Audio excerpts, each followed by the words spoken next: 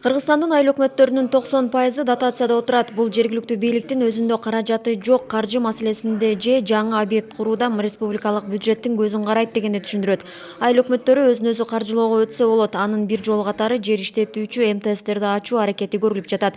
Парламенттеги өнүгүү фракциясы бардык айылдык округдарда МТСтерди ачуу керектигин айтып, өкмөт уруксат беришин сунуш кылган.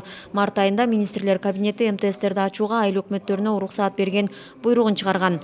МТС құрам деген ішкерлер болса, меншік болу, қамтамасыз болу, жоспарлық болу, ошолорго жанагындай зданиялар болбосо, ошол құрам дегендерге ошол жанагы мыйзам шегинде жер бөлүп берилет. Буйрукка ылайык айыл өкмөттөр мэриялар өзүлөрү МТС ача албайт, бирок жергиликтүү кеңештин чечими менен ишкана түзүшү керек. Жана ошол ишкана техниканы лизингке сатып алат. Айыл өкмөттөрү МТС ачууда ишкерлер менен да сүйлөшсө болот. Ишкерлер техниканын акчасын төлөсө, жергиликтүү бийлик техниканы сактоо үчүн жер бөлүп берет. Ушу техниканын баасын мамлекеттин эсебинен кандай түгүл жолго алып, анан ошону арзандатыш керек. Канча баада болуп, ушул баада берилет. Аны мамлекет деңгээлинде эч ким бааны арзандап бере албайт. 1 миллион сом турабы? 1 миллион сомдук трактор берет. Комбайн 4 миллиондук турабы? Комбайн 4 миллиондук комбайнды берет. 5 000 долларлык кассета болсо, пресс-подбош 10 000 ошол баада берет.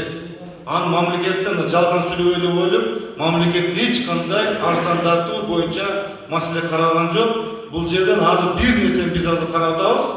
Минфинмен чогуу. Бул баягы мөөнөтү узартуу 7 жыл эмес, 10 жылга, анан кийин 9%, 5% чүргөнгө процентин баштапкы вкладын дагы ушуну кайрадан карап чыгат. МТСтерди ишке берүү менен жергиликтүү бийлик кирешесин бекемдесе, дыйкандардын жер иштетүүдөгү акысы да жогору болбойт. Абдан туура маселе, анткени бүгүн жеке деген жеке. Аякта биз бааларды көзөмөлгө ала албайбыз. Башкача айтканда, жеке тараптан бул бааны өзү билгенде коюш. Ал эми өкмөттүн астындагы ишкана түзүлгөн боло турган болсо, биринчи иретте бул бааны көзөмөлгө алабыз. Ар бир айыл өкмөтүндө ачылса, бул сиздерге жанагындай финансылык жактардан маселени чечкенге бир чоң жардам болот. Экинчиден, жана сиздерге келип аткан социалдык маселелерди чечкенге чоң жардам болот. Төрөбаев белгилегендей, учурда лизингтин үстөк баасын 9%дан 5%га төмөндөтүү жана кайтаруу мөөнөтүн 7 жылдан 10 жылга узартуу боюнча сүйлөшүүлөр жүрүп жатат.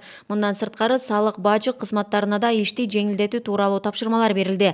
Дотацияда отурган айыл өкмөттөргө дем берүүчү грантка бөлүнүүчү каражатты да айыл чарба техникаларын сатып алууга жумшоо боюнча сунуш берилди. МТСтерди ачуу боюнча өкмөттүн буйругун чыгаруу оңойго турган жок. Министрлер кабинети мунасага келген соң жергиликтүү бийлик колунан келишинче аракет кылышы керектигин адистер белгилешет. Бурулай Сурманкулова, Руслан Сабатаров, Сентябрь.